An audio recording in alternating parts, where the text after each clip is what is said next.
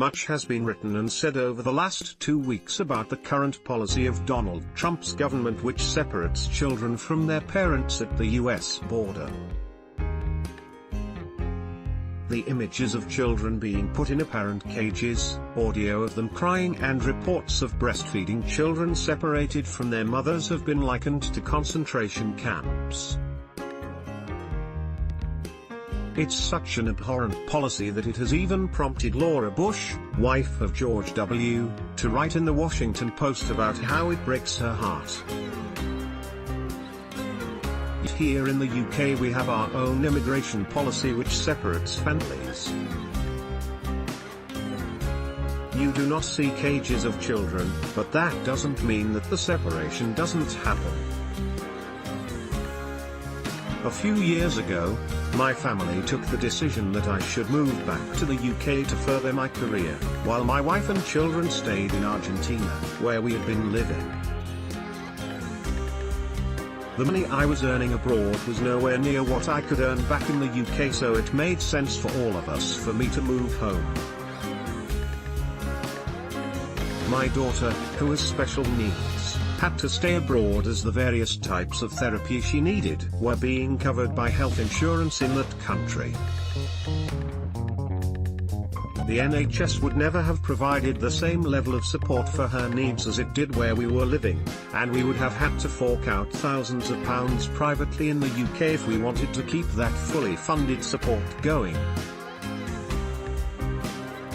It effectively left us with no choice. I spoke to my wife and children every day on Skype after I moved in on my own. At first I felt I could cope, but week by week I felt myself growing apart from my family. At the time my children were just 1 and 3 years old respectively. For their dad to suddenly have disappeared was, to put it lightly, confusing for them. After 3 months of living that way, I ended up with anxiety and depression and became a psychiatric inpatient at a private hospital. I had simply not realized what a strain the separation would have on my well-being. Being taken away from your support system and your children is a burden that feels manageable in the abstract but is harder than you could ever imagine in reality. Screaming children heard crying for parents at US detention center after being separated at border under Trump policy, in distressing audio recording. Eventually we were reunited when my family were able to come to the UK. But even now when I look back at what we experienced as a family, it sends a chill down my spine and I wonder how we coped.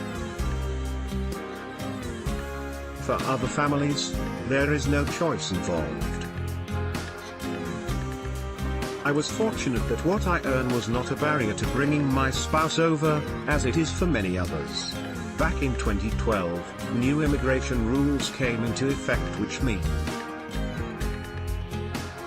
that sponsor partners for non-EEA nationals are required to earn a minimum of £18,600 a year, rising to £22,400 to sponsor a child, with an additional £2,400 for each additional child.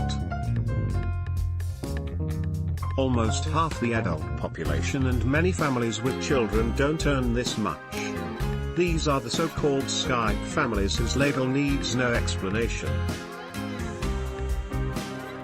A recent report from the Children's Commission researched the impact of this policy on 100 such families. The report found that these children often experience eating and sleeping problems, slow or poor language development, and can display anger and violence towards peers and family. These are things which are happening to British children, but our government does not appear to care. We have created a system where these individuals are given a Hobson's choice between living in your country of birth and living with your family. There are cases of families who may have gone to live abroad, lost their jobs and now cannot come back with their families until they earn enough money. The policy also means that a British citizen caught in this situation may not be able to take on or look to retrain for a job where there are huge levels of unfilled posts such as nursing or teaching. Even when individuals do find a job with sufficient income to meet the requirements of the law, they still face additional challenges and costs. The Children's Commissioner's researchers calculated that the cost for a single applicant to move from application to settlement is likely to exceed £6,000, an enormous sum for those on low incomes.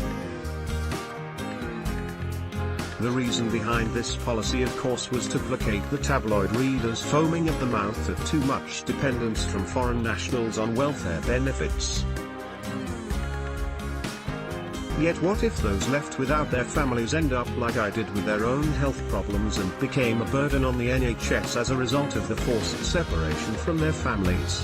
Mental health is supposed to be a priority of this government, but when was the last time Theresa May spoke to the British son or daughter of the Skype family to see how they are feeling about being forced to live apart from mum or dad thanks to her immigration policies? I have been there and know what it is like to be temporarily separated from my family. It nearly destroyed me. This is a burning injustice which Theresa May could end tomorrow, if only she had the will to do so.